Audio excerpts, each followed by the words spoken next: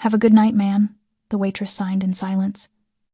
And the most powerful woman in Chicago's underworld decided this exhausted girl would be the perfect wife for her Mafia boss son. It all started at 11 p.m. on Christmas Eve when Olivia Carter took a last-minute job as a temp waitress at the Obsidian, the most exclusive nightclub in Chicago and the hidden heart of the Valentino Empire. The pay was triple the usual rate, the venue was dripping with wealth, and she desperately needed money for her 8-year-old brother Noah's emergency cochlear implant surgery. What no one mentioned was that the uniform included 6-inch heels, borrowed shoes from a coworker, shoes clearly designed by someone who wanted to watch the world burn one blister at a time. "Size 7, the floor manager said, shoving the torture devices into her hands. "That's all we got." Olivia wore a size 8. "They'll stretch," she lied. They did not. This was her third shift of the day. She had started at 4 a.m., at a coffee shop across town, brewing lattes for people who had never known hunger. By noon, she was scrubbing toilets in a downtown office building, her knees raw against cold tiles. And now, at 11 p.m., she was here, in a club where a single bottle of champagne cost more than her monthly rent, serving people who looked right through her as if she were made of glass. By midnight, when the club filled with guests in designer suits and diamonds that could feed Noah for a decade, Olivia could no longer feel her feet. By 1 a.m., she had developed a walk that could only be described as a wounded penguin trying to maintain dignity. By 2 a.m., she was seriously considering ripping the shoes off and pretending that barefoot service was some kind of avant-garde aesthetic choice. Her stomach had been empty for 36 hours because she had given her last granola bar, expired by 2 weeks, to Noah before leaving. Her electricity was 3 days from being cut off. Her landlord had slipped an eviction notice under her door that morning, the red letters screaming final warning like a death sentence. In her pocket, she had exactly $17.83, enough for milk and bread if she skipped meals for another week. But she held on. Because no one needed that surgery. Because rent doesn't pay itself. Because their parents died 2 years ago in a car crash that still haunted her nightmares. And because Olivia Carter was not the kind of woman who quit, even when the universe was clearly conspiring against her, even when her feet were bleeding inside borrowed shoes, even when she was one stumble away from collapse. She had no idea that in 3 hours, she would sign 6 simple words to a stranger, and the most dangerous man in America would decide she belonged to him. If you love stories full of drama, emotion, and unexpected twists, hit that like button and share this with someone who needs a good story tonight. Subscribe and turn on notifications so you never miss our next tale.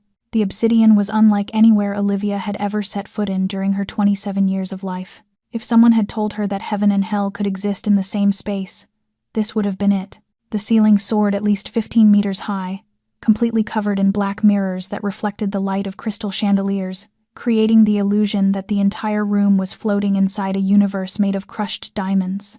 The black marble floor was polished to such a flawless sheen that Olivia could see her own reflection in it, a small, faint silhouette, as if even the ground itself was reminding her that she did not belong here. The walls were draped in deep red velvet, the color of aged wine, and scattered throughout were abstract paintings that Olivia was certain each cost as much as the entire apartment she was renting.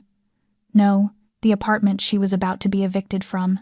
The bar stretched endlessly, lined with hundreds of liquor bottles standing like soldiers in glass armor, each bearing a name Olivia could not pronounce and a price she dared not imagine. She had glanced at the drink menu at the start of her shift, and her eyes had nearly fallen out of their sockets when she read that a single bottle of Dom Perignon cost $2,800. That was 2 months of her rent. That was 60 hours of scrubbing toilets. That was 700 lattes she would have to make at the coffee shop, and the people here drank it as if it were tap water. Olivia carried her champagne tray through the crowd, struggling to keep her balance in shoes that tortured her with every passing second. She passed a group of women in dresses she guessed each cost more than her entire yearly income combined, giggling about a trip to the Maldives the week before as if it were the most ordinary thing in the world. A man in a navy blue suit with a gold watch as large as a fist raised his glass without even looking at her, as if the champagne had simply materialized out of thin air. Olivia poured, smiled, and moved on, invisible. She felt completely invisible. Not the romantic kind of invisible you see in movies, but the kind that made her wonder whether she truly existed at all, or whether she was merely a shadow programmed to carry trays and pour drinks. A shrill female voice cut through her thoughts. "You there, come here." Olivia turned around, A woman around 40 years old, her face stretched tight with Botox, lips pumped so full they looked like two slugs clinging to each other, was snapping her fingers at Olivia as one would summon a dog. "There is lipstick on my glass." The woman held it out with a look of disgust, as if Olivia had just handed her a dead cockroach. "Clean it and pour me a new one." Olivia looked at the glass. The lipstick mark was clearly the woman's own, matching perfectly the color on her mouth. But Olivia had learned long ago that logic had no place in moments like this. "Yes, ma'am," Olivia said with a professional smile, even though at least 30 other responses were screaming through her mind, each one capable of getting her fired on the spot. She wiped the glass, poured fresh champagne, and handed it back. The woman did not say thank you. Of course she did not. Olivia moved on, and before she had taken 5 steps, a hand landed on her hip from behind. She turned to see a middle-aged man, his face flushed red from alcohol, grinning with teeth so white they looked freshly bleached. "Hey, sweetheart," he said, his breath thick with whiskey. "What time do you get off tonight?" Olivia stepped back, out of his reach. "I work until the event ends, sir." He laughed as if she had just told a great joke. "No, I mean after that. You want to make some extra money. I will pay double." Inside Olivia, something ignited. She wanted to fling the champagne tray into his face. She wanted to scream that she had an unfinished college degree, that she had a younger brother to take care of, that she was a human being and not something to be bought and sold. But she did not, because no one needed that surgery, because the $17.83 in her pocket did not give her the right to be angry. "Thank you, but I am not interested," Olivia said coldly, then turned and walked away as fast as she could on shoes that were killing her one step at a time. She heard the man scoff behind her, saying something to his friends about the stuck-up little waitress, but she did not turn around. She went straight to the bar, set the tray down, and took a deep breath. Her hands were shaking, not from fear, but from rage, from humiliation, from the fact that she was 27 years old, had been working 14 hours a day for 2 years straight, and was still standing here being treated like trash by people who had never had to worry about anything in their lives. She looked down at her shoes. Blood had soaked through her socks, and she could feel the warm, sticky liquid between her toes. 3 more hours. She only had to endure 3 more hours. She would have enough money for Noah's surgery deposit. She would go home, hold her brother, and everything would be okay. Everything had to be okay. Olivia drew in a deep breath, picked up her tray again, and stepped back into the crowd.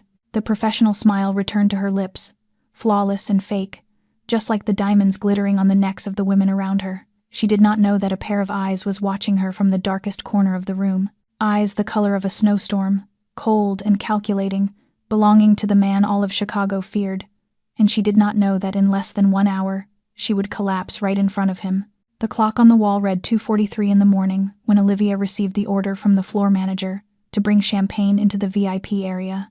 She had spent the entire night trying to avoid that section after hearing her coworkers whisper that it was where the truly dangerous people sat.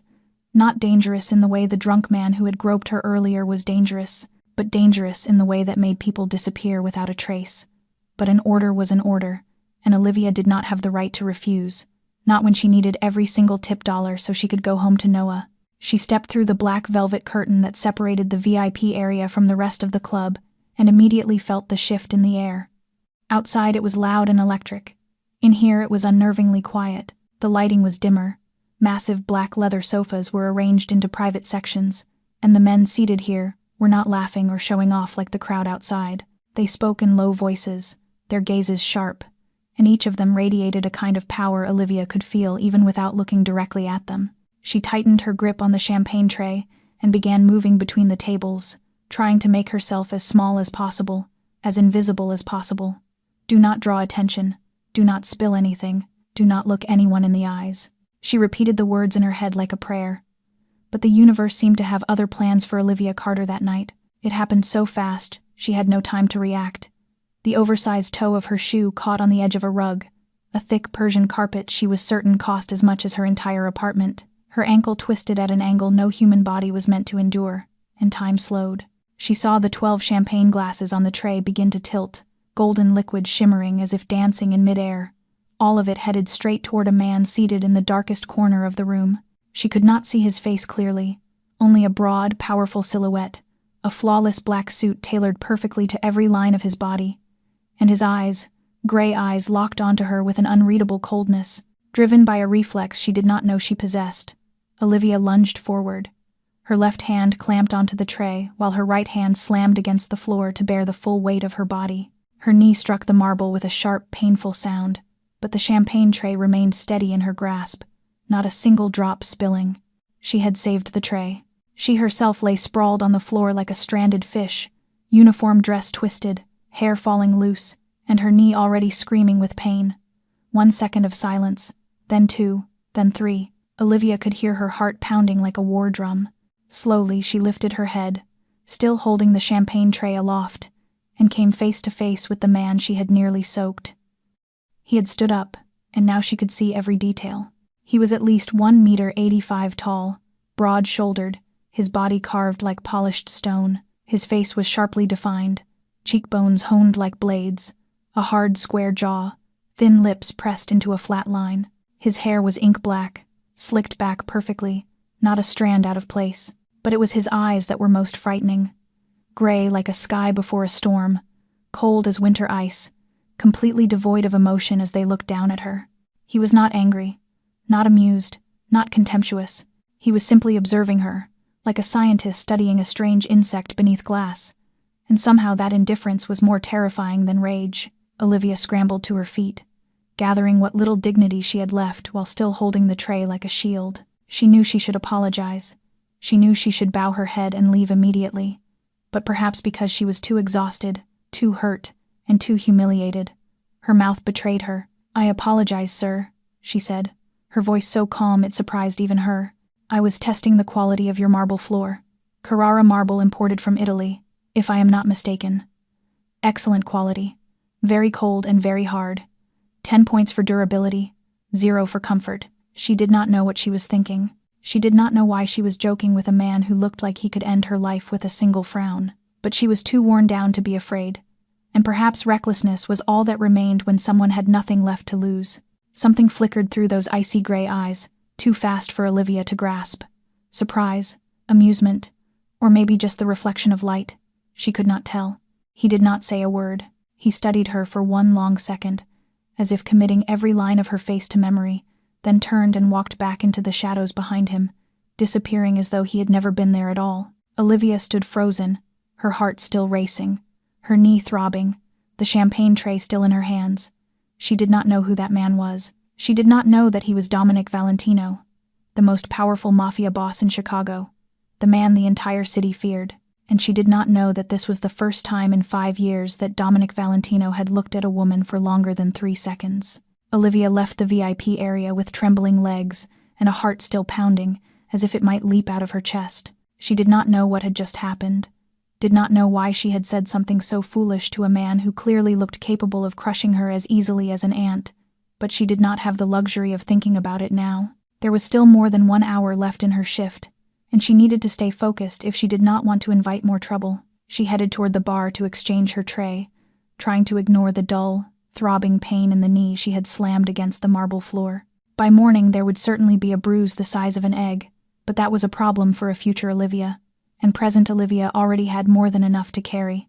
As she passed near the entrance, her gaze caught on an elderly woman standing alone before an abstract painting on the wall. The woman's silver hair was swept into an elegant bun, her back perfectly straight with the posture of someone long accustomed to the world's respect. A strand of black pearls shimmered softly at her neck under the lights, and the fur coat draped over her shoulders looked as if it cost more than an entire year of Olivia's wages. But it was not the woman's wealth that made Olivia stop. It was the white envelope that had slipped from the pocket of her coat and now lay unnoticed on the floor, stark against the black marble like a silent plea for help. Olivia picked it up. The envelope was heavy, made of thick, expensive paper, sealed on the back with red wax embossed with a finely carved letter V, clearly something important. "Ma'am," Olivia called politely. There was no response.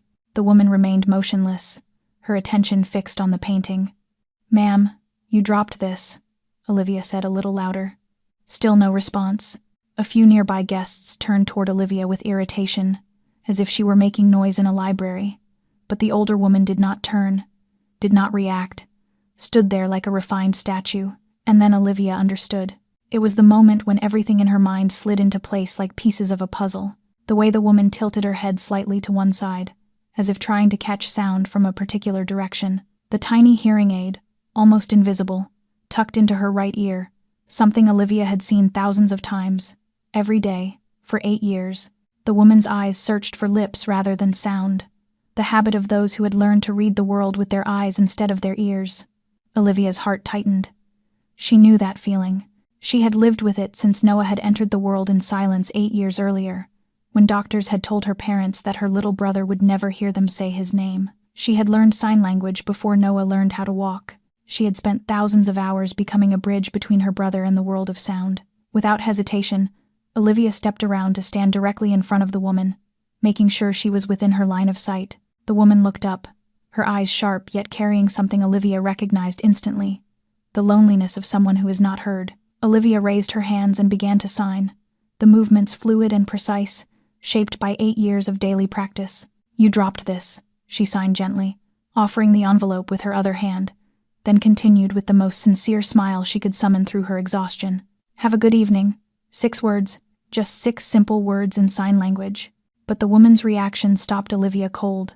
Her eyes widened, then filled with tears that shimmered in the dim light. Her hands trembled as she took the envelope, her lips moving as if trying to form words that would not come. Helena Valentino had lived 68 years. She had ruled the Shadow Empire beside her husband before his death.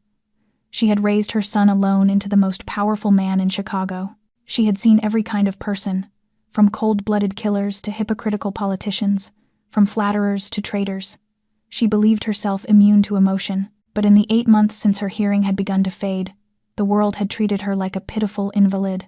Her son hired dozens of specialists, yet none of them looked at her as a human being. Business partners shouted in her face as if she were stupid.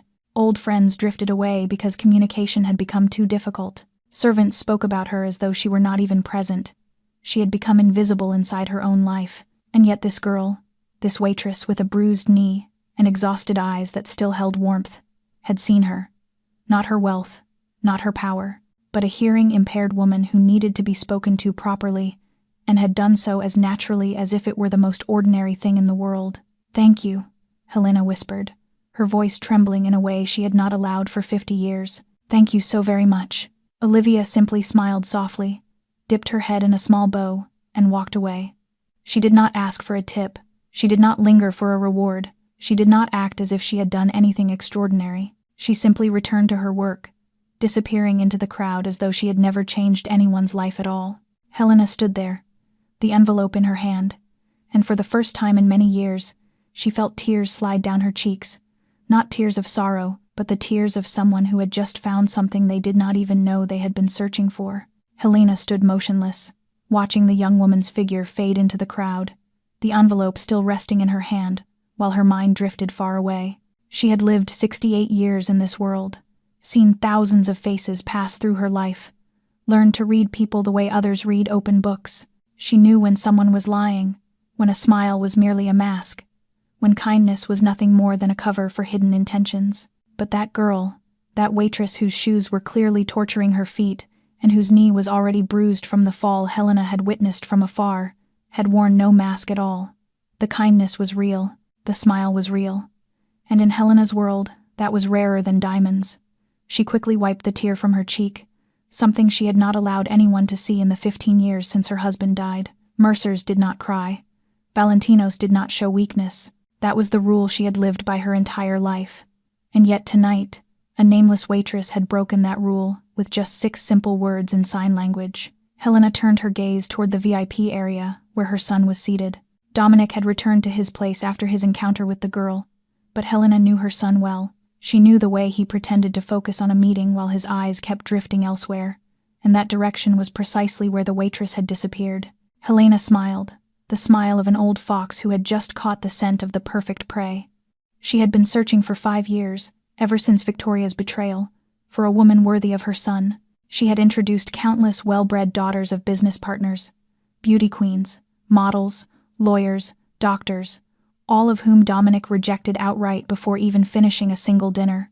Her son said he needed no one, that he had sworn never to trust a woman again, that his heart had turned to stone on the night he discovered Victoria, the woman he loved, had sold family information to their enemies and nearly gotten them all killed. But tonight, Helena had seen something that perhaps even Dominic himself had not realized. Her son had looked at that girl, not with the cold indifference he reserved for all other women, but with curiosity, real curiosity, something Helena had not seen in his eyes for 5 years. And for a mother desperate to see her son truly live instead of merely exist in shadows and power, that was enough.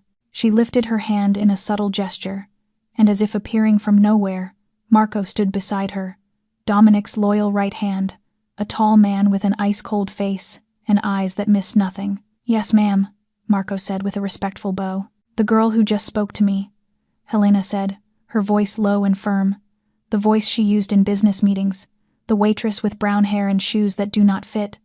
"I want to know everything about her, her name, address, family, work, debts, medical history, even whether she drinks her coffee black or with milk. I want to know what she dreams of when she sleeps, and what she thinks about when she wakes." Marco did not frown or ask why. In their world, questions were a luxury not meant to be wasted. He only nodded once. "Yes, ma'am. I will have a full report within 24 hours.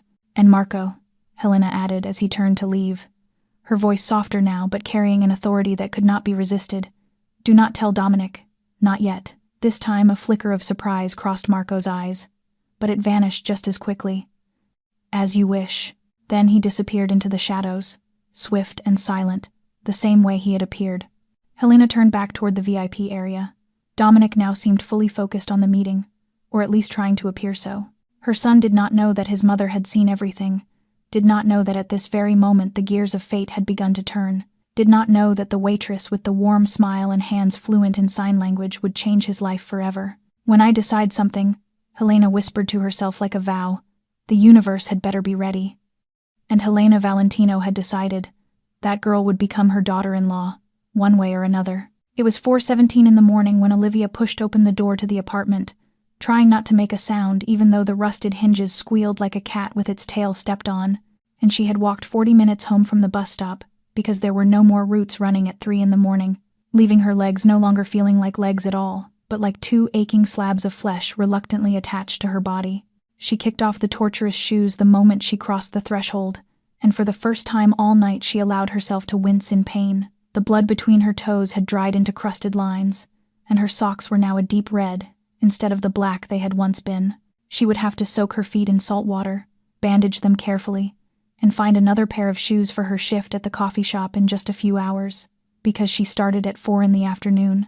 No, wait, today was Thursday, so the shift began at 6 in the morning, which meant she had less than 2 hours to sleep. This 5th-floor apartment without an elevator had been home to her and Noah for 2 years now, ever since she sold her parents' house to pay medical debt. One tiny bedroom, a kitchenette with a rusted sink whose tap ran brown for the first 30 seconds, a bathroom with only cold water because the heater had broken in October, and the repair cost $150 she did not have. Cracks ran along the walls like the map of a starving country, and the smell of dampness had soaked so deeply into the bricks that she no longer noticed it. But this was home, the only place she could call home. Olivia slipped quietly into the small bedroom where Noah was sleeping, having given him the only room while she slept on the old sofa in the living room, the one with springs that had punched through the upholstery in 3 places so she had to layer blankets to keep them from stabbing her back each night. Noah was curled up like a kitten beneath 3 blankets because the heater had stopped working the week before, his face peaceful in sleep, brown curls like their mother's, lips slightly parted, breathing steady, his cochlear implant resting on the nightstand beside the worn stuffed bear he had slept with since infancy. Olivia stood there for a long time, watching her brother sleep, and in the weak glow of streetlight filtering through the curtains she could see every line of his face, his eyes like their father's, his smile like their mother's. And sometimes when Noah smiled, Olivia felt as if their parents had never left. She missed her father, his booming laugh during football games, the way he taught her to ride a bike and wrapped her scraped knees, the way he told her his girl could do anything with such certainty she almost believed it was true. She missed her mother, the scent of lavender perfume, Sunday mornings with smiley face pancakes, the way she learned sign language overnight when the doctor said Noah was deaf, the way she said they would love their boy in the way he needed. They were gone too fast. One ordinary evening 2 years ago, a truck ran a red light, and in an instant Olivia lost everything. She had been in her final year studying business administration when the phone rang. She remembered sitting in the library, laughing with friends seconds earlier, and then the world she knew collapsing in a single call. She dropped out, sold the house, took custody of Noah, worked 3 jobs at once, and tried not to die in the process. Olivia tucked the blanket more securely around Noah, pressed a gentle kiss to his forehead the way their mother once had, then slipped back out and closed the door carefully, leaning against the wall as she looked toward the dining table where unpaid bills were stacked like a monument to despair. She sat down and began turning them over one by one. The electricity bill overdue by 2 weeks for $480 with a red warning of shutoff in 7 days. The hospital bill from Noah's most recent visit for $2,300 just for the consultation, not including the upcoming surgery. The rent for this month $1,200, 10 days overdue. The eviction notice stamped final warning in blood-red letters on top with a deadline of December 31st, only 6 days away, and in the corner the letter from the Children's Hospital about Noah's implant adjustment surgery, estimated cost $30,000, with a $10,000 deposit due by January 15th. Olivia added it all in her head. 480 plus 2,300 plus 1,200 plus 10,000, $13,980. She needed $13,980 within 3 weeks. How much did she have right now? She counted her tips from tonight, $63, added to the $17.83 she already had, $80.83. She needed $13,980, and she had $80.83. That was the distance between her and the abyss. Olivia wanted to laugh, because if she did not laugh, she would scream, and if she screamed, Noah would wake, and she did not want her brother to see her like this. She did not cry.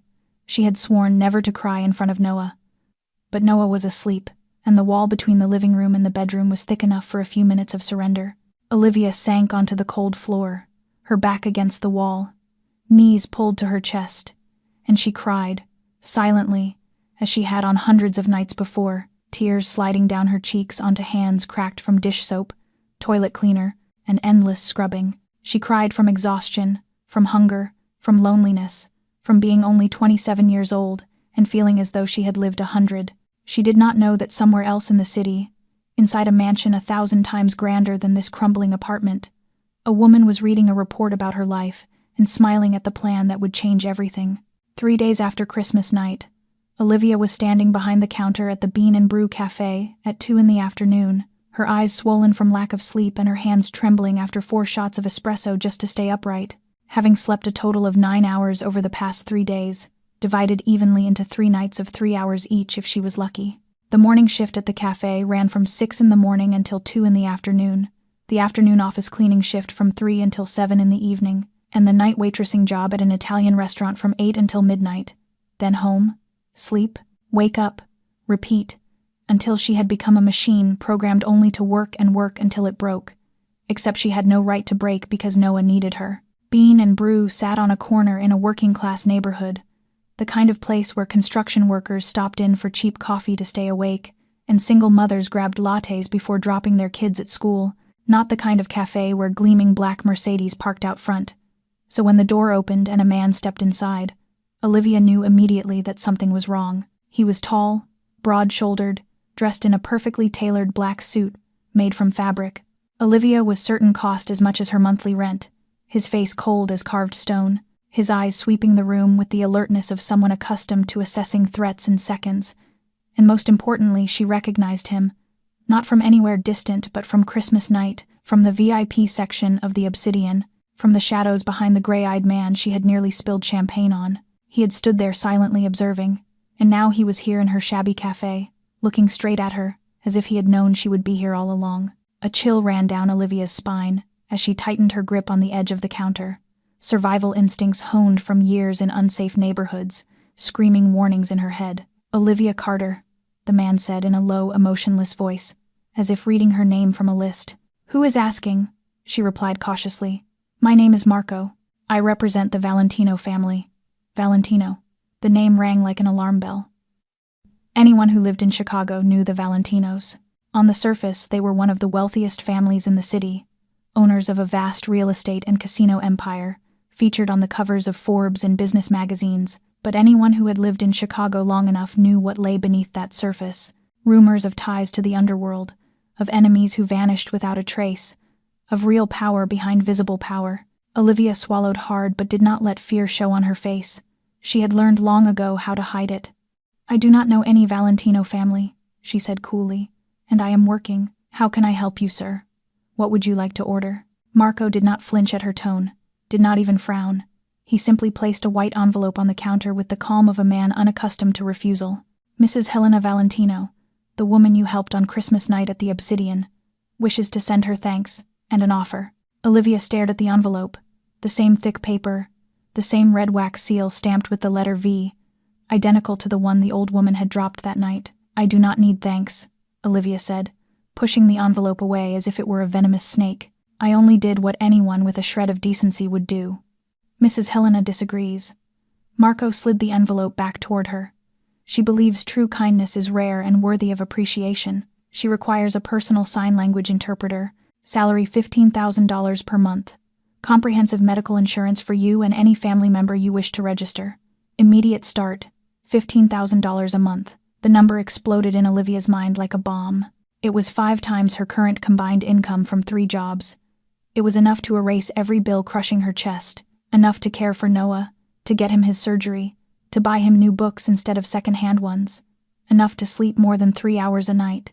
But Olivia had lived long enough to know there was no such thing as a free lunch, especially not one priced at $15,000 a month from a family the entire city feared. "Why?" she asked bluntly, meeting Marco's eyes as if daring him to lie.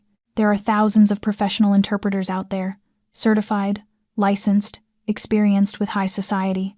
Why me, a nameless waitress with shoes that do not fit?" Marco studied her for a long moment, and in that instant Olivia saw something flicker behind his cold gaze, not contempt, but almost respect. "Because Mrs. Helena wants you," he said simply.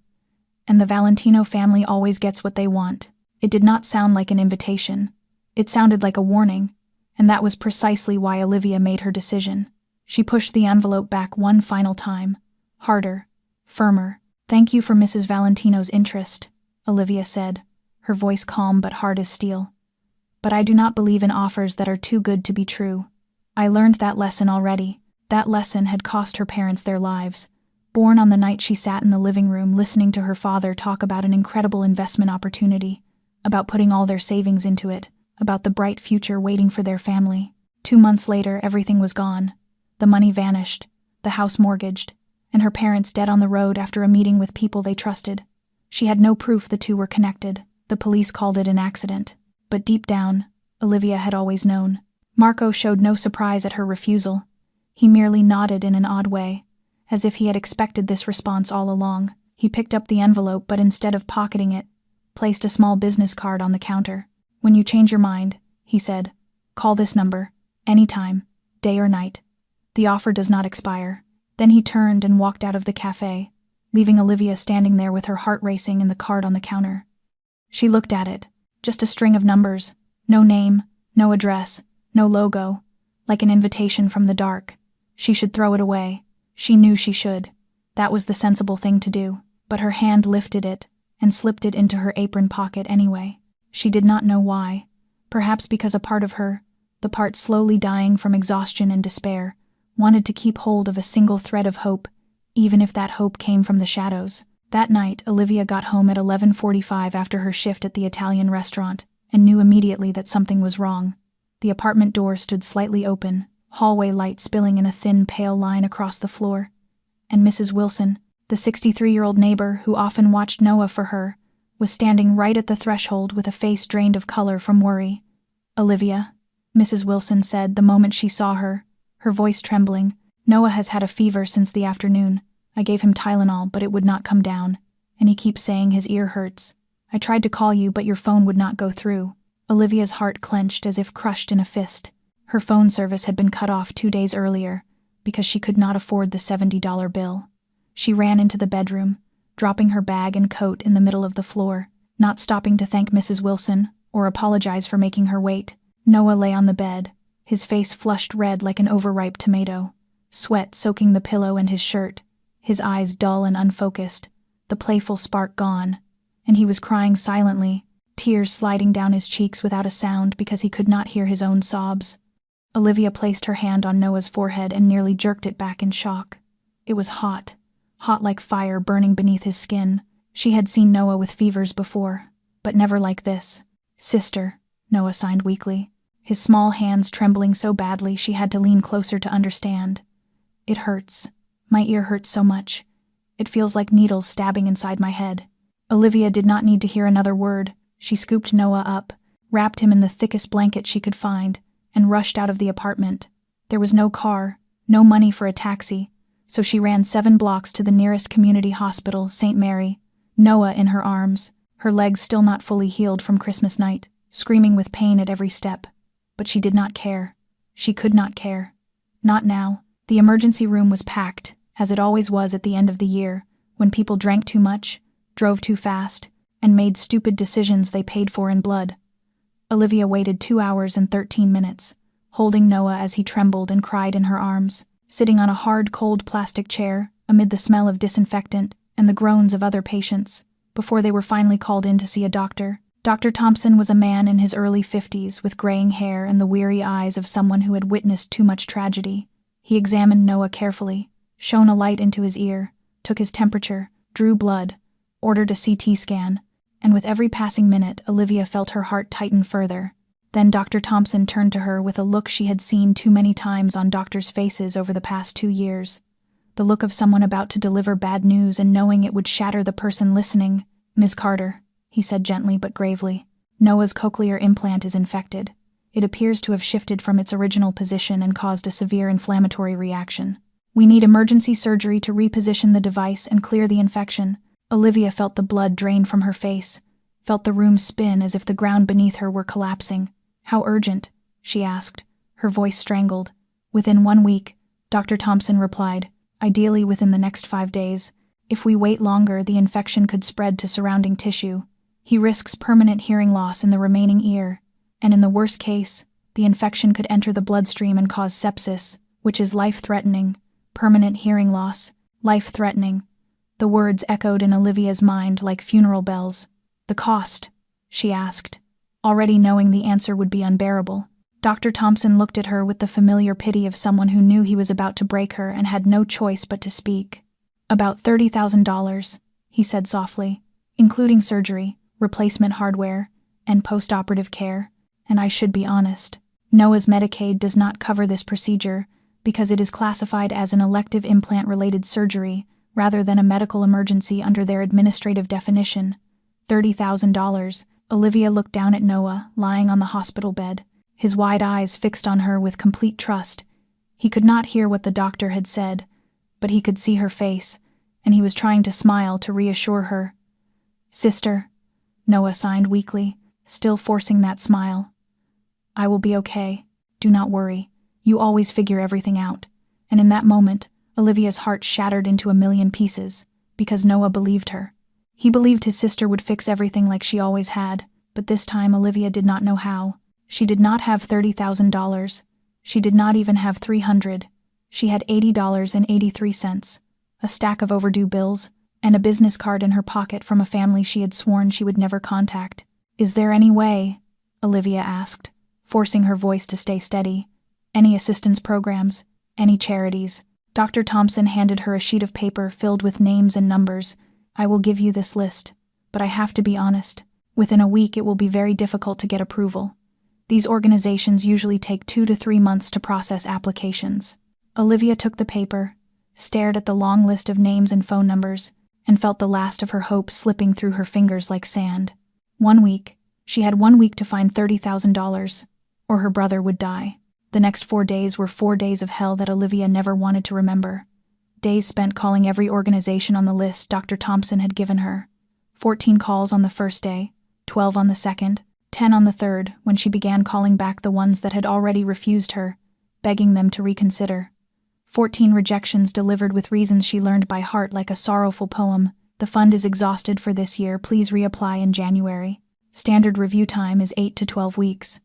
Your brother's case does not qualify because implant-related procedures are classified as elective surgery. We regret to inform you that applications are now closed." Each refusal slicing another piece off her hope, until by the 4th day there was nothing left to cut. She sold her mother's engagement ring, the last tangible memory of her parents, the one thing she had sworn she would keep until death, and the pawn shop gave her $320 with the air of granting charity, even though she knew the ring had been worth at least $2,000 when her father bought it 20 years earlier. She sold her blood at a donation center for $50 and spent the rest of the day dizzy because she had not eaten since the day before. She started a GoFundMe campaign with a picture of Noah smiling brightly and a story about a deaf child needing life-saving surgery, shared it across social media with the few contacts she still had, and after 3 days, she received $147 from 11 kind strangers, along with 3 messages from scammers pretending to help so they could steal her banking information. She stood outside a pawn shop staring at a sign that read, "We buy hair," and wondered what her waist-length hair might be worth. $150, the shop owner said after handling it like merchandise. "Maybe $200 if you let us cut it close to the scalp." And Olivia walked away, not because she loved her hair, but because $200 was not worth losing something when it could not save Noah. On the 5th day, she sat on the cold bathroom floor of the hospital at 3 a.m. and cried until there were no tears left. Noah slept in his hospital room with an IV line taped to his arm, his fever still high despite antibiotics, and Dr. Thompson had said that if surgery did not happen within 48 hours, they would have to move Noah to intensive care. She had tried everything, done everything possible, and it still was not enough. $320 from the ring, $50 from selling blood, $147 from GoFundMe, $80.83 she already had, a total of $597.83 when she needed $30,000, leaving her short $29,402.17 with 48 hours left. Olivia stared at her hands, cracked and rough from endless work, and for the first time in her life, she thought about giving up. Not giving up on Noah, because she would never do that, but giving up in the sense of accepting that she had lost, that the universe had won, that no matter how hard she tried, it would never be enough. Her fingers pulled the business card from her pocket, wrinkled from being taken out and put away hundreds of times over the past 4 days, nearly thrown away at least 10 times but always kept, a string of numbers with no name and no address, a door into the dark. The Valentino family always gets what they want, and Olivia needed $30,000 within 48 hours. She dialed the number before she could change her mind. The phone rang twice, and then Marco's voice answered, calm as if he had been waiting for this call the entire time. "Ms. Carter, I have been expecting you." Marco arrived at the hospital within 37 minutes, still in his flawless black suit, as if 3 a.m. were a perfectly normal working hour. He did not ask why she had changed her mind, did not look triumphant, did not say "I told you so." He simply handed her a check for $30,000 already signed, and a contract 20 pages thick. "An advance," Marco said. "Non-refundable if you complete 6 months of employment. Mrs. Helena is aware of your brother's condition." Olivia stared at the check, her hand shaking. "How does she know?" she asked. "The Valentino family knows everything they need to know," Marco replied, sliding the contract toward her. "Sign it, Miss Carter. Your brother does not have much time." Olivia skimmed the contract. 6 months as a personal interpreter for Helena Valentino, a salary of $15,000 per month, comprehensive medical insurance for her and Noah, strict confidentiality regarding everything she would see or hear during her employment, and a single line near the end she almost missed. The employee agrees to comply with all reasonable requests of the Valentino family within the scope of employment, and she knew that reasonable meant something very different in the world of a Mafia family. She knew this could be a trap, that she was selling her soul to people the entire city feared, that she might be stepping into a world she would never escape. But Noah lay 20 meters away with an infection spreading through his body, and she had no choice. Olivia Carter, 27 years old, orphaned, exhausted, and desperate, picked up the pen and signed her name. "Noah's surgery will be performed tomorrow morning," Marco said when she set the pen down. "The best surgeon in the city. Everything has been paid for. A car will pick you up Monday morning to begin work at the Valentino estate." And then he walked away, leaving Olivia sitting there with the check in her hand and the feeling that she had just made a bargain with the devil. But at least Noah would live, and that was all that mattered. She would deal with the rest later. Monday morning, exactly 7 o'clock. A gleaming black Mercedes S-Class pulled up in front of Olivia's crumbling apartment like a swan that had wandered into a pond of carp. Neighbors leaning out of windows, children stopping their games to point, and Mrs. Wilson standing on the lower balcony with an expression caught halfway between worry and curiosity. Olivia had been awake since 5 a.m. to prepare. even though she did not know what she was truly preparing for. She wore the neatest clothes she owned, a white button-down shirt washed so many times it had faded soft and thin, and black slacks she had bought from a second-hand shop 2 years earlier for $7, no lipstick because she did not own any, no jewelry because the only piece she had was now sitting in a pawn shop, only her brown hair brushed smooth and eyes hollow with exhaustion but filled with resolve. Noah had undergone surgery successfully 2 days earlier and was recovering better than expected at the hospital, and Mrs. Wilson had agreed to care for him while Olivia worked, paid generously from the advance she had received. Olivia had visited Noah earlier that morning, kissed his forehead, and promised she would come back as soon as she could. "Where are you going with such a fancy car?" Noah signed, eyes wide as he looked out the hospital window at the Mercedes below. "To a new job," Olivia signed back, forcing a bright smile.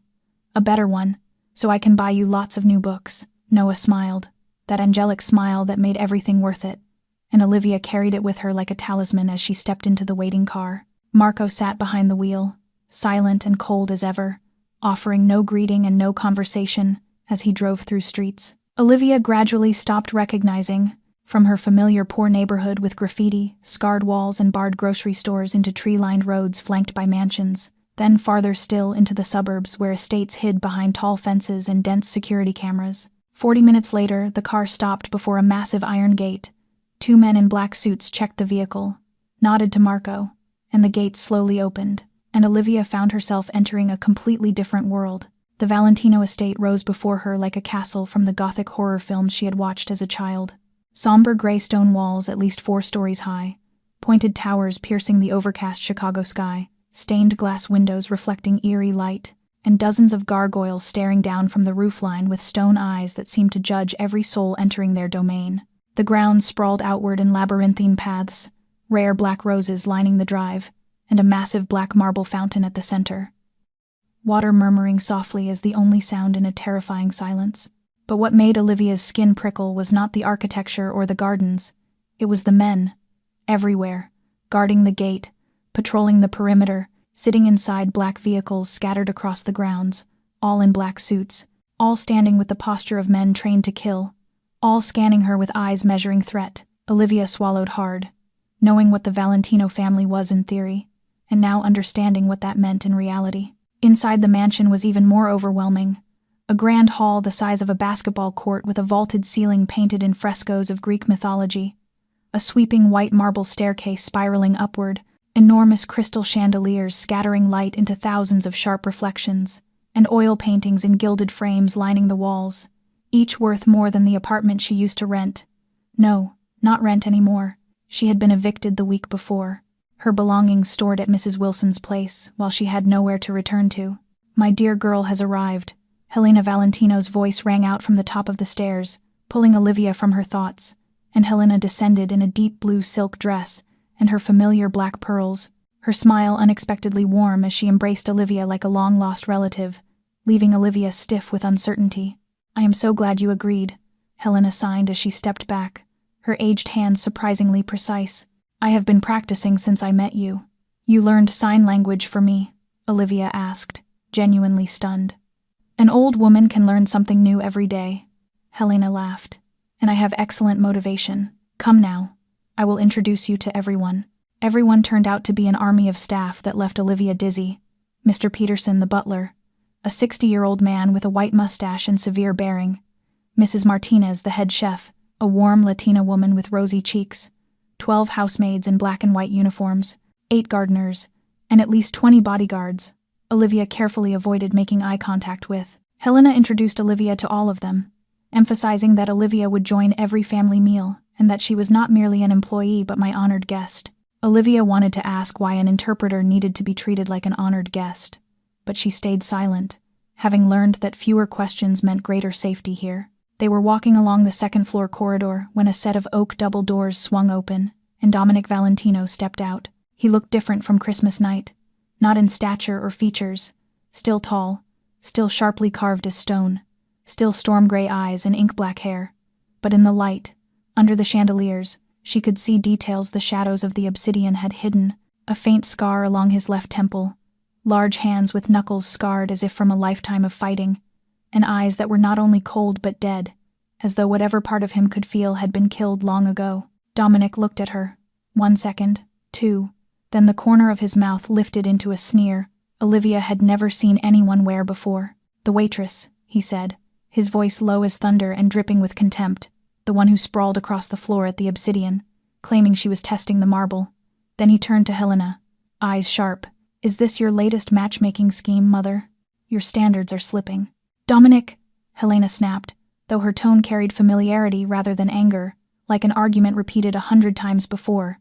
But her son did not listen. He looked Olivia up and down once more with the detached appraisal of defective merchandise and walked away, his heels striking marble like a countdown to something Olivia did not want to know, disappearing down the corridor without a backward glance. Olivia stood frozen, feeling as if an icy storm had passed straight through her bones. She had prepared herself for danger, for luxury, for strangeness, but not for the bone-deep contempt of a man she had never wronged. "Do not mind him," Helena said gently, resting a hand on Olivia's shoulder. "My son has issues with communication, and attitude, and generally with everything involving human emotion, but he is good inside, I think, I hope." Olivia said nothing, only watched the direction Dominic had gone and wondered what kind of hell she had just walked into. The first 2 weeks at the Valentino estate were the strangest 2 weeks of Olivia's 27 years of life, because on paper her job was simple: accompany Helena everywhere, interpret sign language when needed, and help her communicate with those who did not sign. Yet in reality it felt like stepping into a play whose script she had never been given.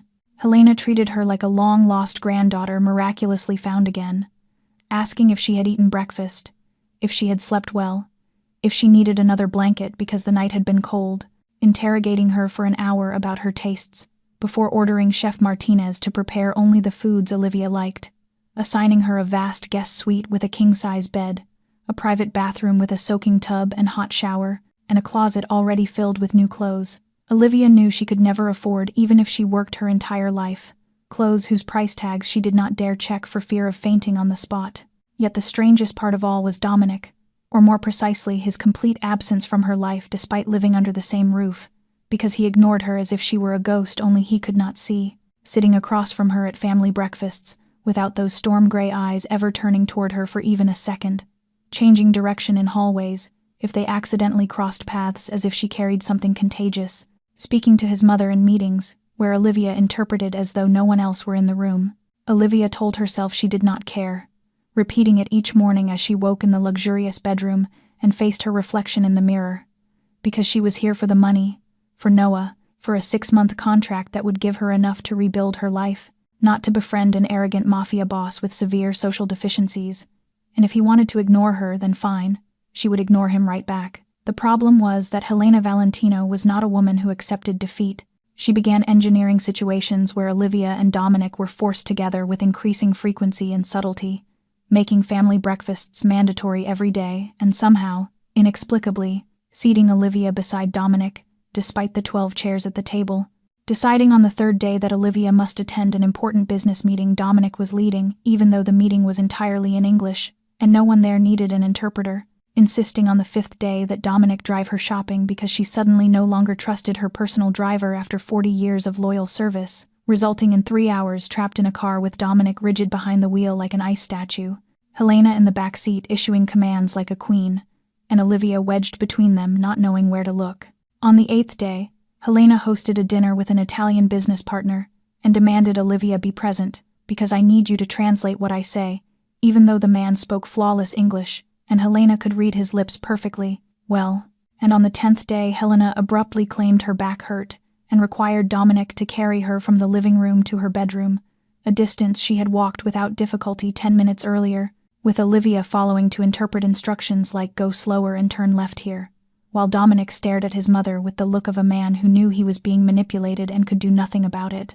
"Mother," he growled after being forced to drive her for the 3rd time that week, "I know exactly what you are doing." And Helena replied with flawless innocence that she was simply buying shoes and was an old woman not allowed to buy shoes, especially with her interpreter, in his car, for 4 hours, adding that Olivia needed more clothes, turning to Olivia frozen in the back seat to ask sweetly whether she wanted more clothes, prompting Olivia to wish she could evaporate as she protested politely that she did not need anything, only for Dominic to cut in that she did not want to and was merely being polite, which Helena dismissed with a wave of her hand before declaring that Olivia also needed new shoes because the ones she wore were too old. Olivia looked down at her $7 secondhand shoes that had lasted her 2 years and were still perfectly fine by her standards, though clearly unacceptable by Helena Valentino's.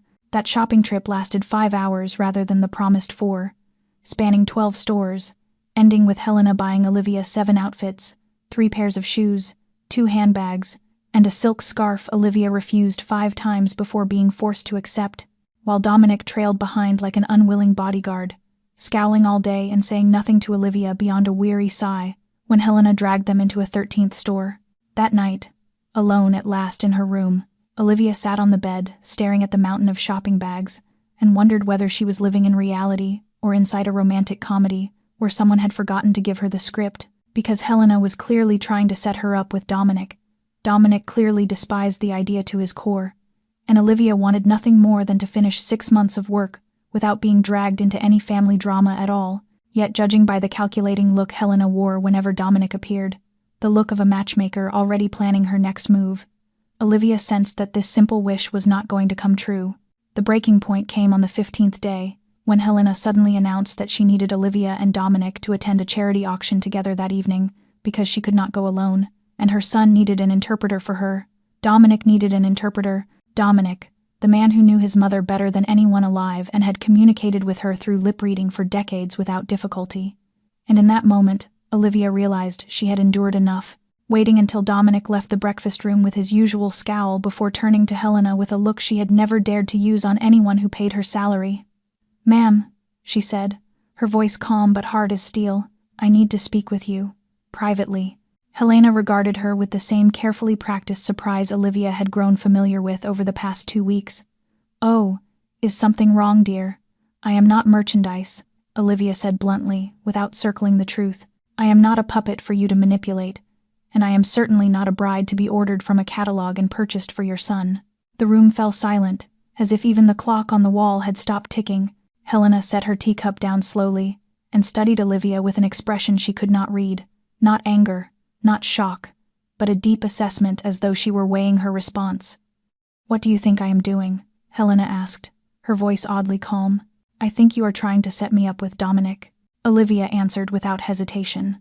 "You create situations to force us together. You buy me clothes as if I were a doll to dress up. You seat me next to him at every meal, even when there are 12 chairs at the table. I am not foolish, and I am not blind." Helena was silent for a long moment. Then she did something Olivia did not expect. She laughed. Not mockery or disdain, but genuine laughter. The sound of someone who had found exactly what she was looking for. "You are right," Helena said when her laughter softened. "I am trying to match you with my son, and I do not intend to apologize for it." Olivia froze, having prepared herself for anger or denial or justification, but not for such direct honesty. "Why?" she asked, no longer angry, only bewildered. "Why me? You could choose anyone. Supermodels, beauty queens, daughters of billionaires. Why a nameless waitress drowning in debt with a younger brother to care for?" "Because I have tried all of them," Helena replied, her voice lowering into something more serious. "In the past 5 years I have introduced Dominic to at least 30 women. Supermodels, beauty queens, daughters of billionaires, lawyers, doctors, artists, all of them dismissed in less than a single dinner. My son trusts no one. He built a wall around his heart 5 years ago, and has not let anyone through since." Helena rose and walked to the window overlooking the vast garden. "And then you appeared."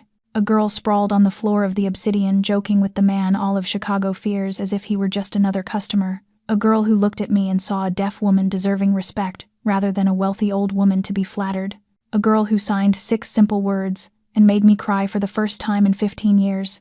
She turned back to Olivia. "And I saw how my son looks at you. He does not realize it, but I am his mother. I see it. I see how he forces himself not to look at you at meals, how he changes direction in hallways to avoid you yet always knows exactly where you are in the house, how he asks Marco about you when he thinks no one is listening. Dominic cares about you, he simply does not know how to admit it." Olivia did not know what to say, standing there in the opulent breakfast room, feeling the ground beneath her begin to shift. "I do not want to be loved because I was arranged," she said at last, her voice softer but firm. "I do not want to become your daughter-in-law just because you decided so. I am a person, not a chess piece, I know. Helena nodded. I am not forcing you. I have no right to force you. I only create opportunities. I open doors. Whether you walk through them is a choice for you and Dominic. She paused and her eyes softened. But I ask you one thing. Do not close that door simply because you are afraid. Fear is a natural human response, but sometimes the best things in life exist on the other side of fear. Olivia did not answer. She only stood there wondering when her life had become this impossibly complicated. 1 week after the confrontation with Helena, Noah came to visit the estate for the first time, fully recovered from surgery, with Dr. Thompson declaring that the new implant was functioning even better than expected, and Olivia had asked Helena for permission to bring her brother over for the weekend, which Helena granted immediately with an enthusiasm that left Olivia unsure whether she should feel grateful or uneasy. I like children, Helena had said when Olivia thanked her, and I want to meet the boy you love enough to sell your soul to my family, a statement Olivia could not quite classify as praise or observation, and therefore chose not to question. Noah arrived at 10 in the morning on Saturday, his eyes wide as marbles at the sight of the massive mansion unfolding before him, sitting in the car driven by Marco, wearing the blue sweater Olivia had bought him with her first paycheck, his head swiveling constantly as if afraid to miss a single detail. Sister, he signed so fast, Olivia nearly struggled to keep up. Is this a castle? Do you work in a castle? Are there princesses? Are there dragons? There are no dragons. Olivia laughed, pulling him into her arms the moment he stepped out of the car. And no princesses either, just a very kind old lady and a lot of very serious adults. What about the tall uncle? Noah asked, remembering what his sister had told him, the one you said always looks angry. Olivia laughed again despite herself. He is here too. But you do not need to worry. He does not talk to people very much. Helena welcomed Noah like a long-lost grandson, kneeling to his eye level and signing slowly with hands that had clearly practiced more over the past week. You must be Noah. I am Helena. I have heard so much about you from your sister. Noah studied her, then her black pearl necklace, then looked back at her with the solemn concentration of an 8-year-old evaluating an adult. Sign language. He signed back. You are very good. Most adults do not know it. I am learning. Helena smiled. Because I do not hear very well anymore either. You and I are alike. Noah's eyes lit up. You are like me.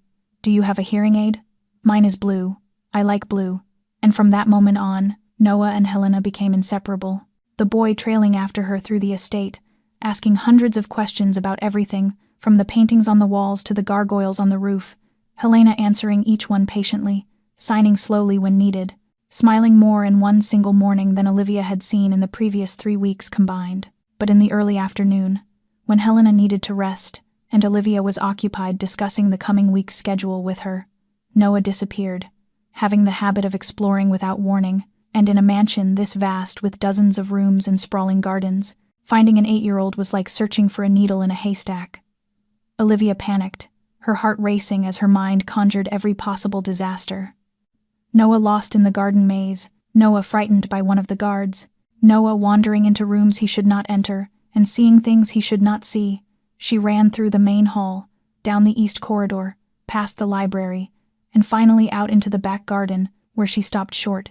Noah was sitting on a stone bench, facing Dominic Valentino, the coldest Mafia boss in Chicago, the man the entire city feared, now looking at an 8-year-old boy with an expression Olivia had never seen on his face.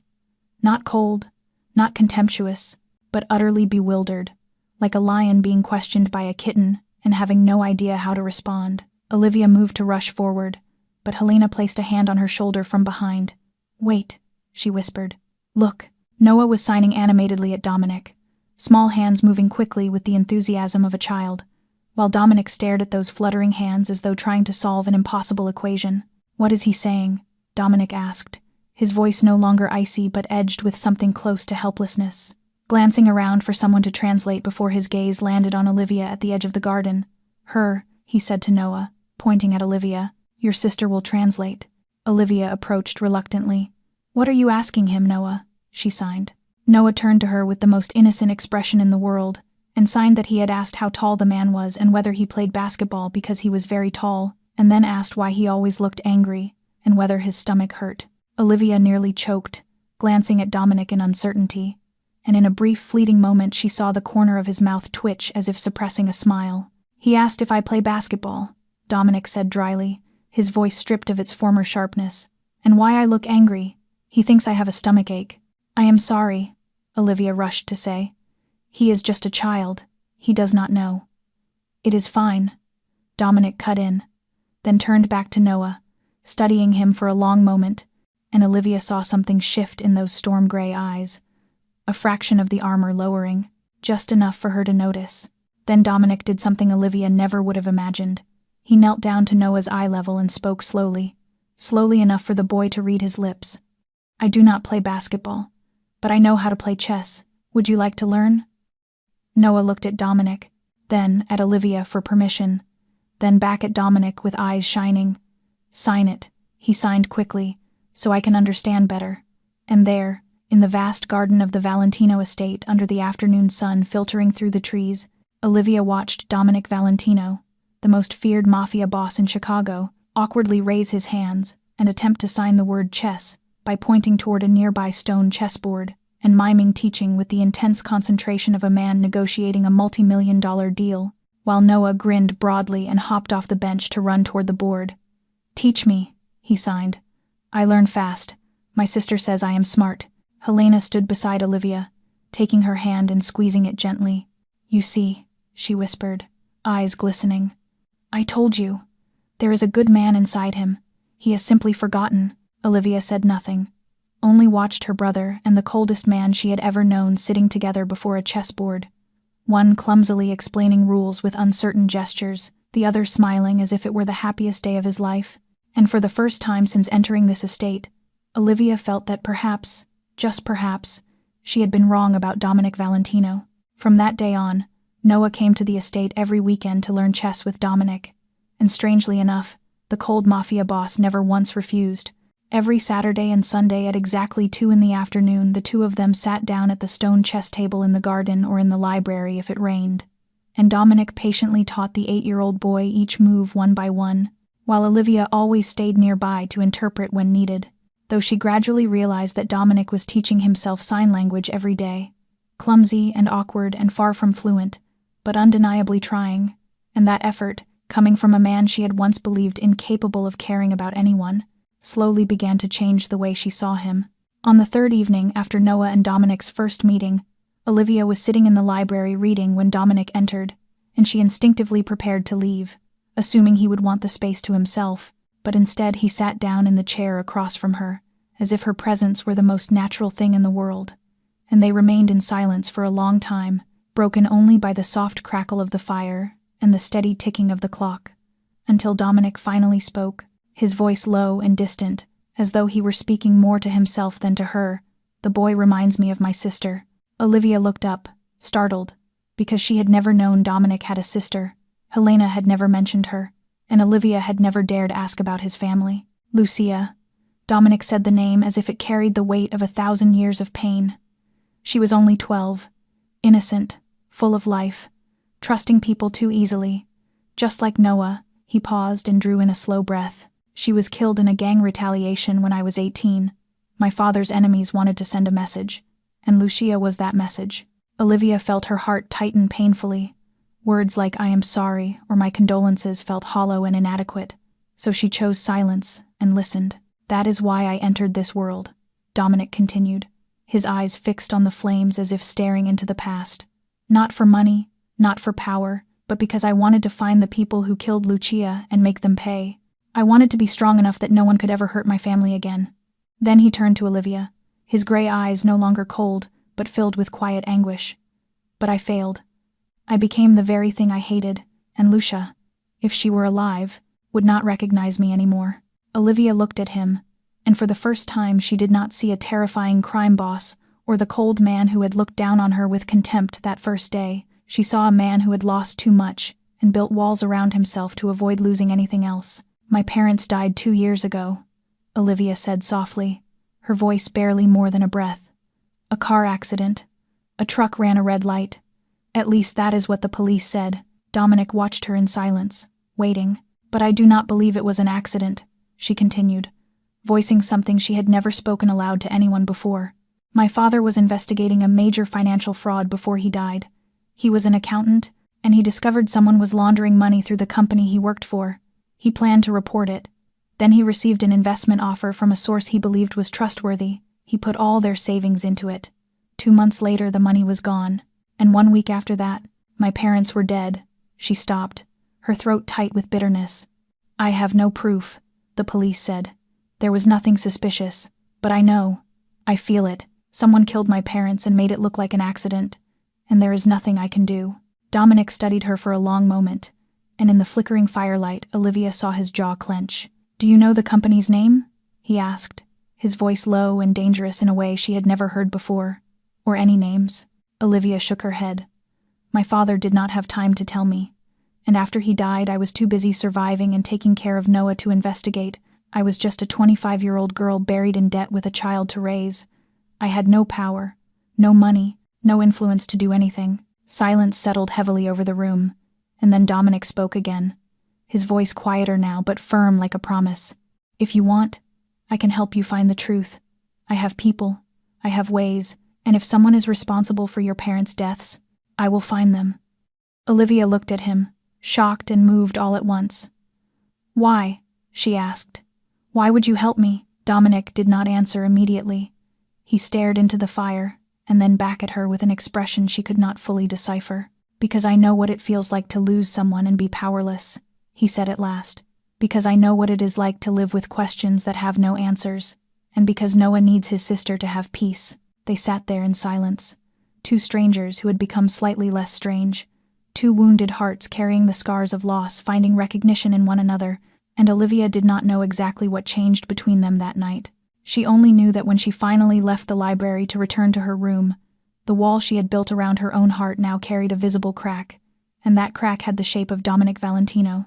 Everything changed on a Tuesday morning, exactly 5 weeks after Olivia began working at the Valentino estate, when she was having breakfast with Helena in the dining room, and Dominic walked in with a face drained of color and storm, gray eyes burning with a fury she had never seen before.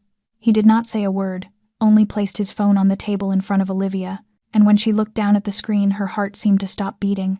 It was a photograph of Noah, her brother on his way to school, stepping out of the gates of Lincoln Elementary with his blue backpack and the small teddy bear clipped to the zipper, the image taken from a distance, from a car parked along the street, the angle making it unmistakably clear this was not a casual snapshot. Someone had been watching her brother. Someone had stood only a few meters away and photographed him without her ever knowing. Beneath the photo was a message originally in Russian, translated into English, saying that people who do not belong in this world should not be here, that the waitress and her deaf boy were making the Valentinos weak, and that they should be sent away before they were sent away in another manner, signed Viktor Kozlov. And Olivia found she could not breathe as she stared at Noah's innocent face, smiling at a friend, feeling the world collapse around her. Viktor Kozlov, Dominic said, his voice ice-cold with a violent rage simmering underneath. A Russian gang leader out of New York who was trying to push into our territory in Chicago and doing everything he could to weaken the Valentino family. And somehow he knows about you, about Noah. Who told him? Olivia asked, her voice shaking. Who gave him this information? I am finding out, Dominic replied, his jaw clenched so tightly she could see the muscle twitch beneath his skin. And when I do, that person will wish they had never been born. Helena rose from her chair, her face pale as well, but her voice steady with the calm of someone who had faced danger her entire life. What does Kozlov want? She asked her son. He wants us to show weakness, Dominic answered. He knows I am protecting Olivia and Noah, and he thinks that makes them leverage. He wants us to send them away to prove we are afraid to confront him, or he wants us to keep them, so he has hostages when he needs them. Olivia stood, her legs trembling so badly she had to grip the edge of the table. I will leave, she said, forcing calm into her voice while she was breaking apart inside. I will take Noah far away, out of Chicago, away from here. I do not want to put your family in danger. Where would you go? Dominic asked sharply. How much money do you have? Do you know how to disappear from a Russian Mafia network spread across the entire country? How far do you think you could run before they found you? Olivia had no answer because she knew he was right. She had $4,000 in savings, an 8-year-old brother with special needs, and no skills beyond making coffee and scrubbing floors. She could not run. She had nowhere to go.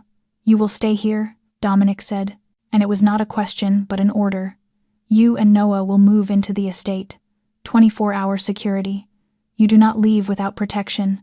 You do not contact anyone outside without going through me. But Noah has school, Olivia protested weakly. He cannot stop going. I will hire the best tutors.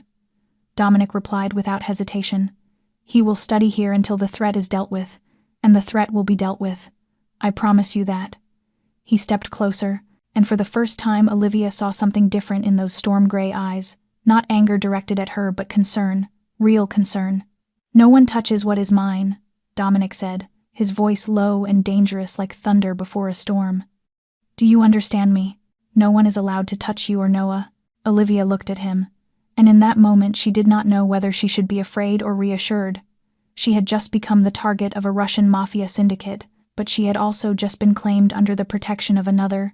Her life had gone from poverty to mortal danger in 5 weeks, and she did not know how to process that. But when she looked into Dominic's eyes and saw the unshakable resolve there, she knew one thing: whatever happened, he would not allow anyone to harm Noah, and somehow that was enough for her to nod in agreement. 2 hours later, Noah was brought to the Valentino estate in a convoy of 4 vehicles and 8 armed guards, the boy taking it all in with wide eyes, not understanding what was happening but happily accepting it because he was close to his sister and because the tall uncle who taught him chess said Noah would now live in a castle. Olivia held her brother tightly and hid her frightened tears. She had brought Noah into this world, and now she had to find a way to protect him from it. 1 month of living in the Valentino estate showed Olivia 2 completely different faces of Dominic, and she no longer knew which one was real. By day, he was the cold chief executive of Valentino Holdings, seated in conference rooms with men whose expressions were carved from ice, issuing decisions she did not dare imagine. And once, passing his office by accident, she overheard part of a meeting, Dominic's voice low and devoid of emotion, as he spoke about handling a traitor, the word handling making her shiver because she knew exactly what it meant in his world. She knew who he was, she knew what kind of world he belonged to, and she knew the hands that taught Noah how to play chess had done things she never wanted to picture. But at night, when the estate fell into silence and the meetings were over, she saw another Dominic. She saw him sit for hours with Noah in the library, patiently explaining each move. Even when the boy asked the same question for the 5th time, she saw him study sign language every night, practicing in front of the mirror like a child learning to speak, only so he could communicate with Noah without needing Olivia to translate. She saw him hide a bottle of painkillers in his desk drawer, and when she casually asked Marco about it, she learned that Dominic had been injured in an assassination attempt 5 years earlier. The bullet still lodged near his spine because surgery was too dangerous, and every time the weather turned cold, the pain tormented him like hell. Yet he never complained to anyone. She saw him stay awake until 3 in the morning, reading financial reports from the charitable organizations funded by the Valentino family, crossing out suspicious entries in red ink, and calling for audits the next day. She saw him standing alone in the garden one evening on the 12th of March, and when she asked Helena why Dominic seemed more withdrawn than usual, Helena told her it was the anniversary of Lucia's death. Every year on this day, my son goes into the garden and stands where Lucia used to play when she was little, Helena said distantly. He does not cry. He does not speak. He simply stands there alone until the sun rises, and no one is allowed to approach.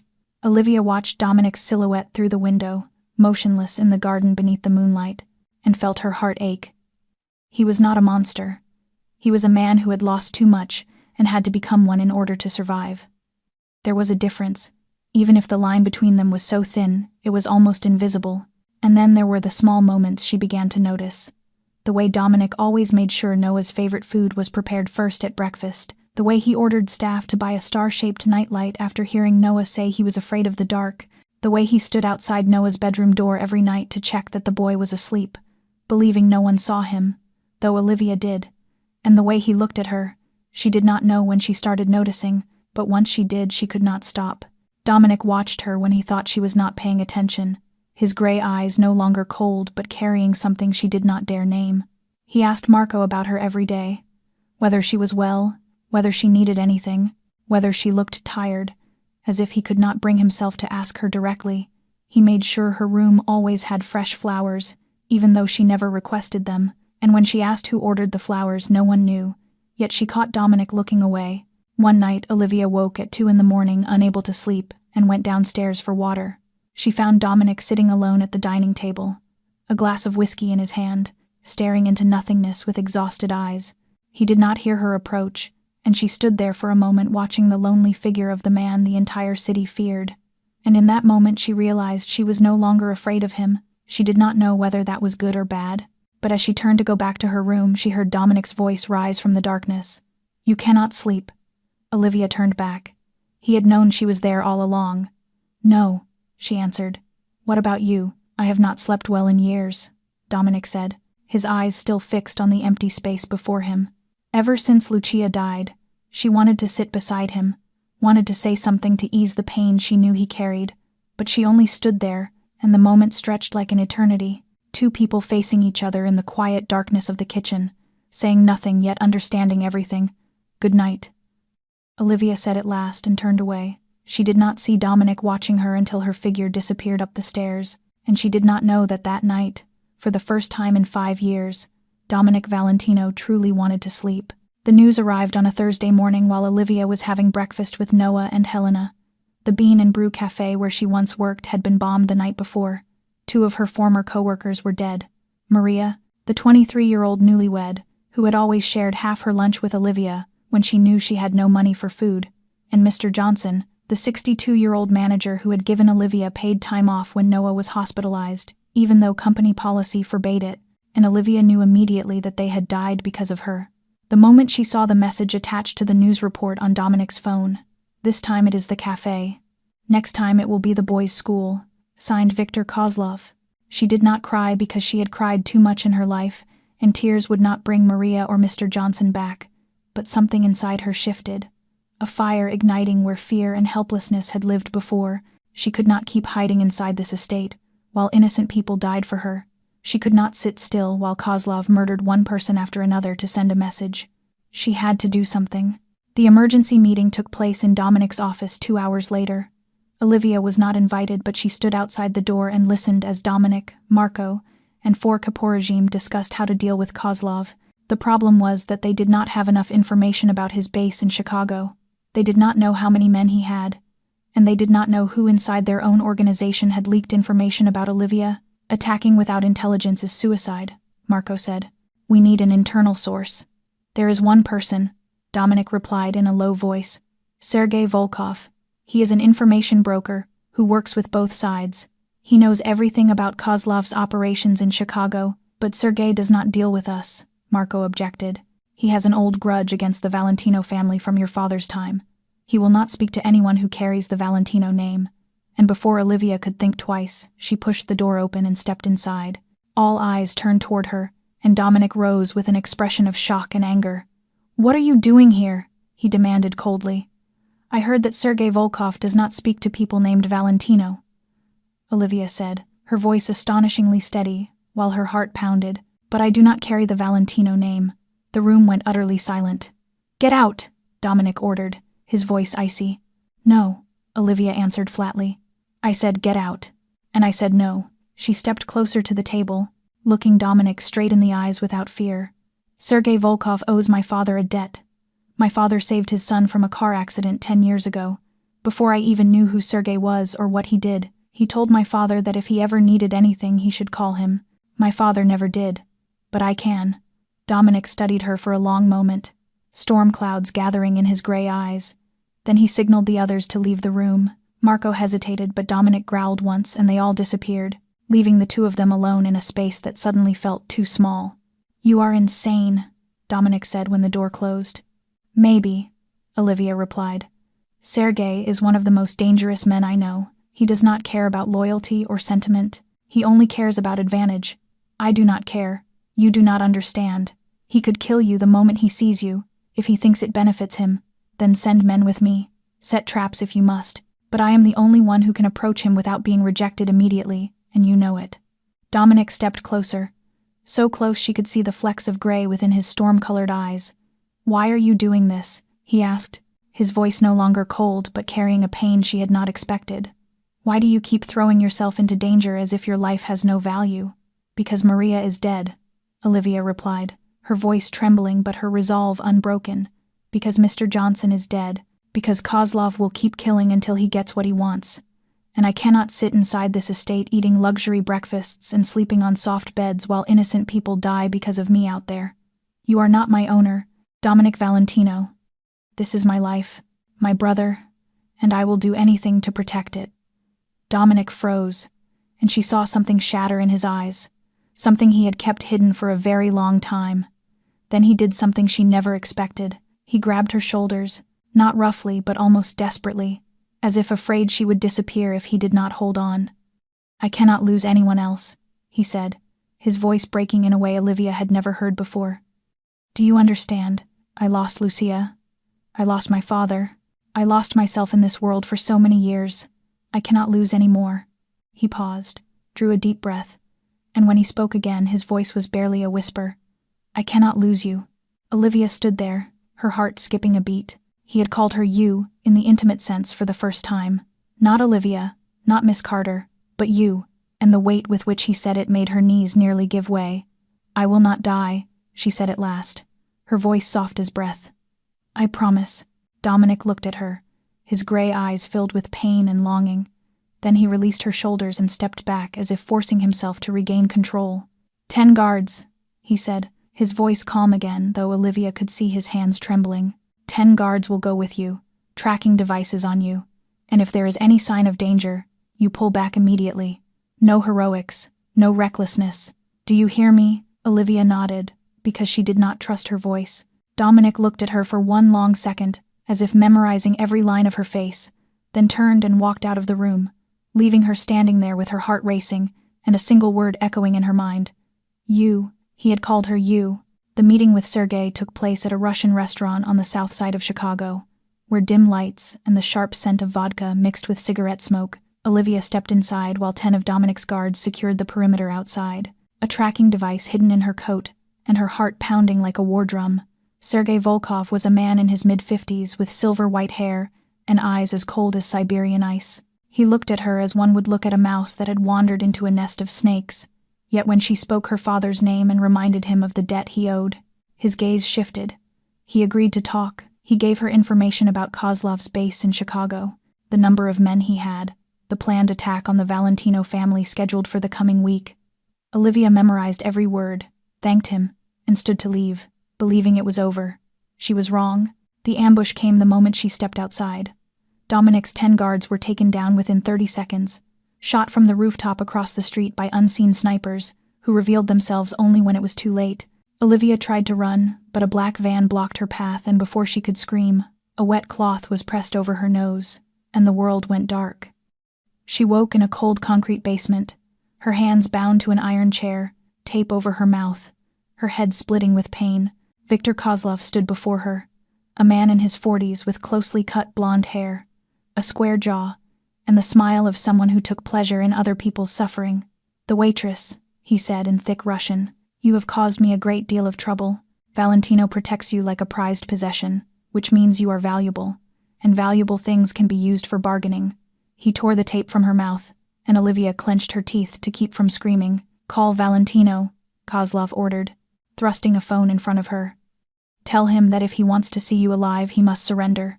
Hand over all of Chicago territory to me."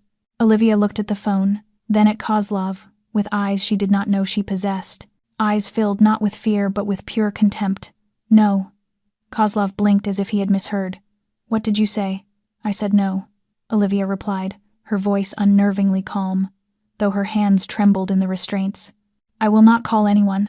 I will not beg, and I will certainly not help you take anything from Dominic Valentino." Kozlov studied her for a long moment, then laughed, a sound like cracking ice. "You are brave," he said, "or foolish. We shall see how long that attitude lasts." The next 12 hours were 12 hours of hell. Olivia would never forget. They beat her, shocked her with electricity, poured cold water over her, and left her shaking in a basement cold as death. Kozlov recorded videos and sent them to Dominic one by one, each a minute long, each showing Olivia being tortured with demands for surrender. But Olivia did not beg. She bit her lip until it bled. She thought of Noah, of his smile each morning, of the way his small hands signed sister. She thought of Helena and the way the older woman held her like a daughter. She thought of Dominic, of the pain in his gray eyes when he called her mine, of the way he looked at her as if she were the only thing worth saving in his dark world. And she refused. Again and again she refused.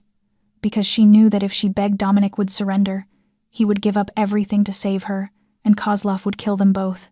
She would rather die than become the reason Dominic fell, in the 11th hour when Olivia no longer had the strength to keep her eyes open, and her body hurt so badly she could not tell reality from nightmare.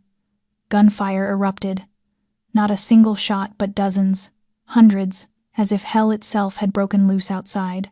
The iron door was kicked in, and Dominic appeared, looking as though he had stepped straight out of a battlefield.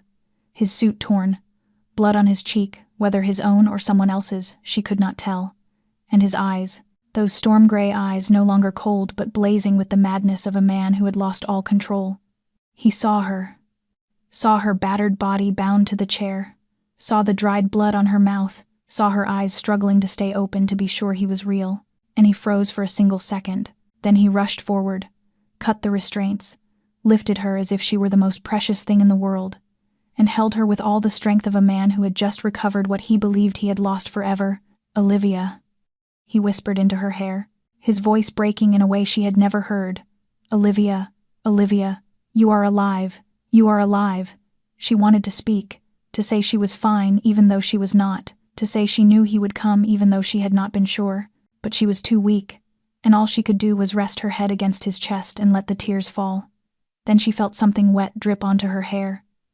She looked up and saw what she never thought she would see. Dominic Valentino was crying, tears streaming down his angular face, uncontrolled, unhidden, and he did not try to stop them, only held her tighter, as if afraid she would vanish if he let go. "I thought I lost you," he said, his voice shattered. "I watched those videos and I thought I would lose you the way I lost Lucia. I could not breathe. I could not think. I only knew I had to find you or I would burn this city to the ground. I am here," Olivia whispered, lifting a trembling hand to his face to wipe away the tears. "I am here. I am not going anywhere." Dominic looked at her with gray eyes filled with tears, and a love he no longer tried to hide. Then he bent and kissed her forehead, her cheek, her nose, each kiss light as breath, yet carrying the weight of the world. "Never do that again," he said. "Never throw yourself into danger for me again." "Do you hear me?" Olivia smiled, a weak but honest smile. "I cannot promise that." Dominic looked at her, helpless and loving and desperate all at once. Then he lifted her and carried her out of the hellish basement, past the bodies of the enemies he had killed to reach her, and did not look back even once. 2 weeks of recovery felt like 2 weeks of being treated as a queen, while feeling as fragile as a child. The Valentino family's private physician came every day to examine her, rewrap her wounds, check the cracked ribs, and make certain no internal injuries had been overlooked. She was placed in the largest room of the mansion, not the guest room she had stayed in before, but the main bedroom on the 2nd floor. The room, Helena said, was reserved for the most important person in this house. Olivia wanted to protest, wanted to say she did not deserve it, but she was too weak to argue, and Helena was far too stubborn to listen.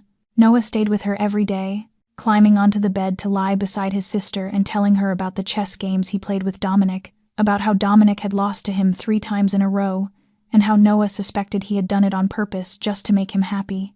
The boy did not know what had happened to her, did not know about those 12 hours of hell, and Olivia prayed he never would. Helena cared for her like a daughter, sitting by her bed for hours, reading aloud when Olivia could not sleep, signing stories from her youth when Olivia needed distraction from the pain. She told her how she had met her husband, a poor boy from Sicily with big dreams and burning eyes, and how she had loved him even knowing life beside him would never be ordinary. "I was once an ordinary girl too," Helena sighed slowly one afternoon as sunlight streamed through the window and softened her face. "Poor, with nothing but my pride and a heart that knew how to love, and I chose to step into this world because I loved a man who lived in the shadows. I do not regret it, even on the nights I cried alone, even after I lost my husband and nearly lost my son. I do not regret loving him." She paused and looked at Olivia, with eyes that carried a lifetime of experience. "My son is not perfect. He lives in darkness and has done things the light will never forgive. But since you came into his life, for the first time in many years, I see him wanting to step into the light. You are that light, Olivia, you and Noah." Olivia did not know what to say. She only squeezed Helena's hand gently and let the silence speak, the gratitude she could not put into words. Yet the most surprising part of those 2 weeks was Dominic. He did not leave the mansion for a single day. Marco handled all outside matters while Dominic stayed, working in the office beside her room, and every 2 hours he appeared at her door to check whether she needed anything, At first he stood at the threshold as if afraid entering might disturb her, but by the 4th day he began sitting in the chair beside her bed, saying nothing, simply working on his laptop while she slept. She knew because one night she woke at 3 a.m. and found him still there, the glow of the screen lighting his exhausted face, and when she asked if he ever slept, he answered, "I sleep when I know you are safe." And he learned sign language, not casually as before, but seriously, diligently, for hours every day. She saw him practice with Noah, large hands that had taken lives clumsily mimicking the small gestures of an 8-year-old boy. She saw him watching instructional videos late at night when he thought no one noticed. She saw him asking Helena to teach him words he could not find online. "Why are you learning sign language?" she asked. On the 10th day, when she was strong enough to sit up and talk without pain, Dominic looked at her, his gray eyes no longer hiding anything. "Because I want to talk to my mother without you translating," he said. "So you can rest. And because," he paused as if weighing whether to continue, "because, if I want to spend my life with you, I need to know how to talk to Noah without anyone translating for me." The room was so quiet she could hear her own heartbeat. "You want to spend your life with me?" she whispered. Dominic stood, stepped closer, and sat beside her on the bed. He took her hands, his large, warm palms enclosing her smaller ones. "I cannot promise to leave the underworld," he said honestly. "That is a promise I cannot keep.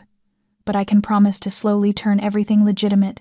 I can promise to protect you and Noah at any cost, and I can promise to try every day to become a man worthy of you."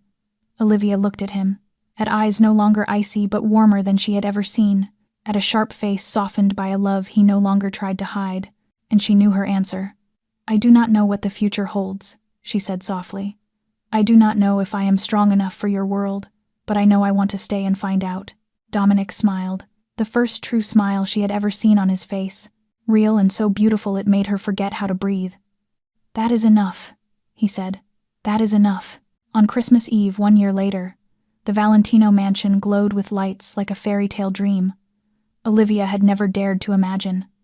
Thousands of tiny lights hung throughout the garden, wrapped around tree trunks, traced the stone paths, and turned the fountain into a sculpture made of light. Inside a Christmas tree nearly 4 meters tall stood proudly in the grand hall, decorated with crystal ornaments and red ribbons, crowned by a golden star that Dominic had lifted Noah up to place with his own hands. 1 year had passed since the night Olivia walked into the Obsidian, wearing shoes that did not fit and carrying $17.83 in her pocket. 1 year since she signed 6 simple words to an elderly woman and unknowingly changed her entire life. A year of tears and laughter, of fear and courage, of pain and healing. And now she stood here in the warm kitchen of the mansion, watching Noah help Mrs. Martinez decorate Christmas cookies with chocolate and colorful candy, while Helena sat nearby giving instructions in sign language she now commanded with intelligent, astonishing fluency. "Olivia." Dominic appeared in the doorway, still in his familiar black suit but with gray eyes completely transformed, warm and alive in a way she could never have imagined a year ago. "Can you come with me for a moment? There is something I want to show you." She glanced at Helena, and the older woman smiled with the knowing look of someone guarding a beautiful secret. "Go on, my dear. I will watch Noah." Dominic led her into the back garden where a glass pavilion stood among the black rose bushes now bare in winter. Inside the pavilion, hundreds of candles were lit, and red rose petals covered the floor like a velvet carpet. "Dominic," Olivia whispered, her heart racing. "What is this?"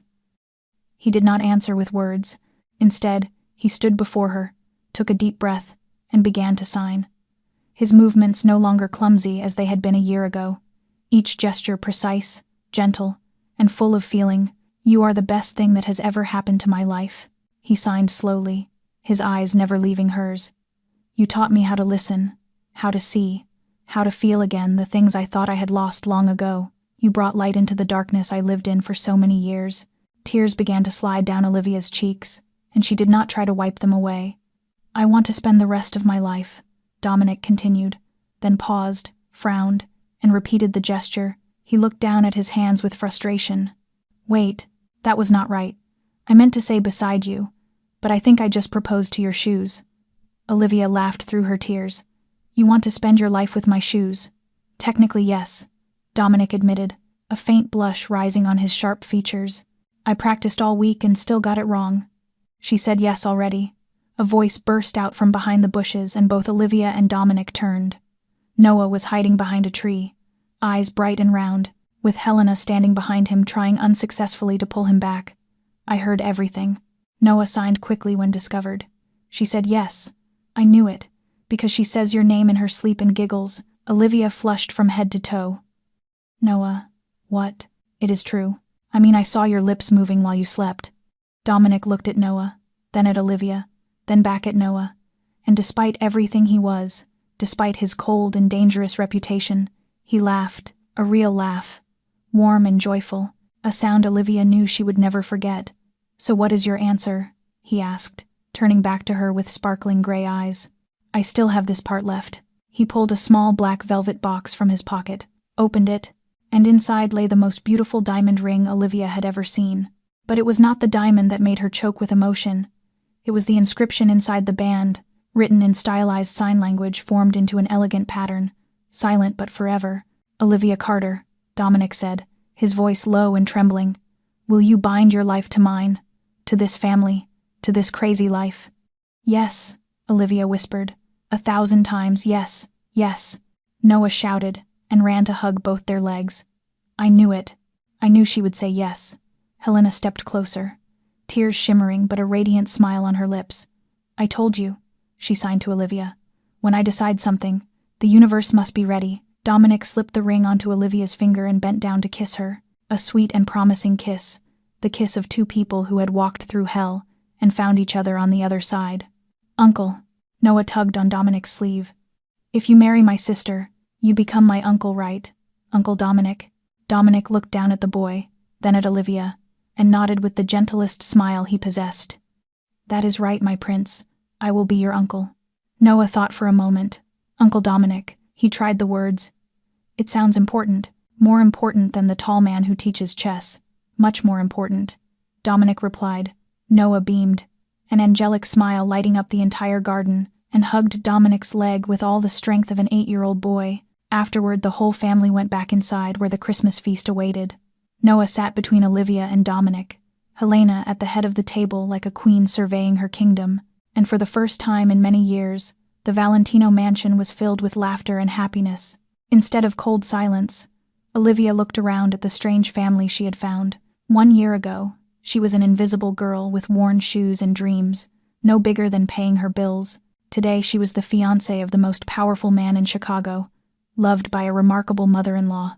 And most importantly, Noah finally had a complete family. It all began with one night, a dropped envelope, and 6 signed words. Have a good night. Sometimes the greatest miracles begin with the smallest gestures, and sometimes we find family in the places we least expect. The story of Olivia and Dominic reminds us that kindness is never meaningless, that compassion can open doors money never could, and that love can bloom even in the darkest places if we are brave enough to give it a chance. That is a lesson each of us can carry into our daily lives, a smile to a stranger, a small act of help, a gentle word, all can change a life without us ever knowing. How do you feel about this story? Did it remind you of something in your own life?